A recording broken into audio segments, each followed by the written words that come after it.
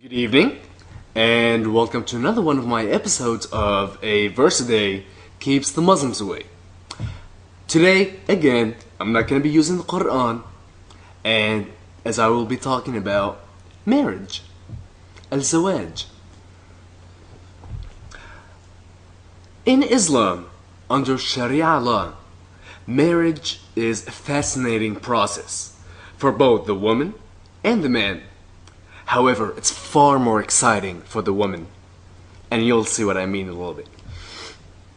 First of all, when a man sees a woman that he wants to marry, of course he has to ask for her from her parents. Her parents then set the dowry.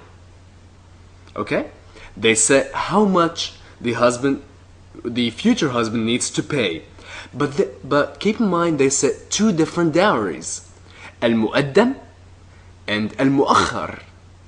Al-mu'addam is the money paid up front. And al-mu'akhar is money paid when the woman is returned to the house. Essentially when she's divorced. So now we've set two prices for the woman, and the husband has paid the mu'addam, and now they're married. Wonderful. So imagine now they're living together, and the woman's unhappy.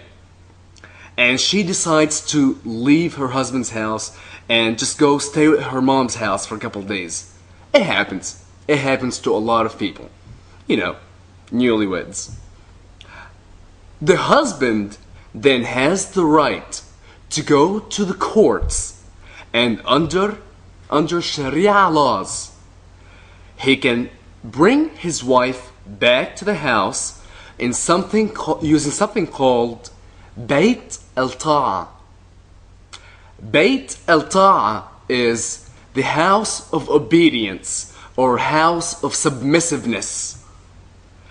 This is where the police go and grab the woman from where she is, bring her to her husband's house, and now she's under house arrest. This is called Bayt al-Ta'a, and every single Arab out there, you know what I'm talking about. Now, there are actually rules and regulations as to what can she and cannot have in Bayt al-Ta'a.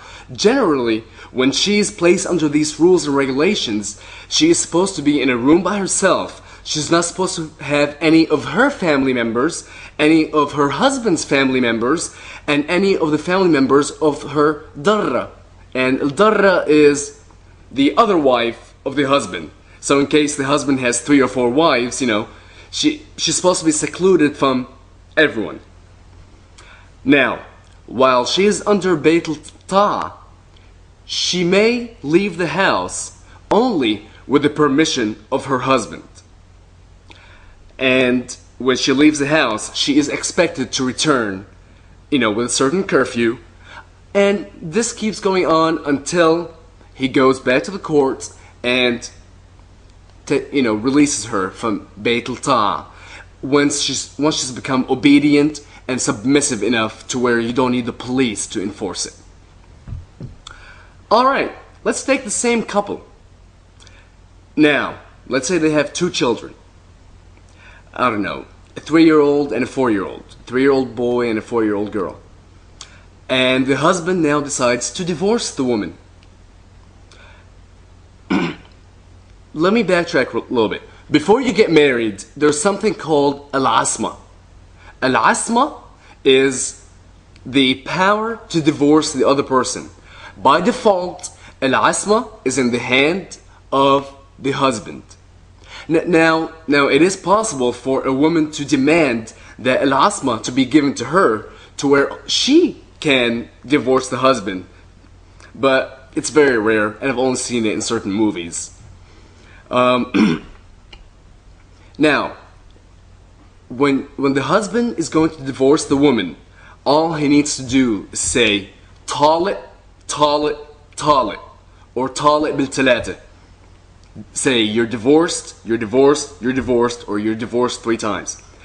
Once you say that word 3 times, the woman is divorced, and that's it. And at which point she has to leave her husband's house and go back to her parents' house. Now, being that he has returned the merchandise, there's a restocking fee. That was the mu'akhar that we talked about earlier, the second part of the dowry. So he has to pay her family, the other part of the money that they had agreed upon. And yes, it's very generous, that helps her get back on her feet. Now her children, the 3-year-old and the 4-year-old. You know what? More than likely the husband's not going to want them. However, if he wants them, he can have them. However, the courts under Sharia law allows the woman to have the children. Isn't that nice? Until the boy turns 7, he goes to his father's house, and until the girl turns 9, she goes to her father's house. So, you now have this mother that has been tortured, trapped in a room by herself, had been divorced, had raised 2 children, one to the age of 7, the other till the age of 9, and now she has to relinquish them and give them up because now they belong to the father. That just burns a mother's heart. That just breaks your heart. And I don't know of any of you out there, how can you even agree to doing that? I was reading about Beit al-Ta'a earlier, the house of submission, the house of obedience, and I just noticed that Kuwait had some issues with it, so they changed the name instead of Beit al-Ta'a to Beit al-Zawjiyah, the house of the wife. Problem solved. Now, it's the same rules and everything, but they just give it a better name, and it sounds better.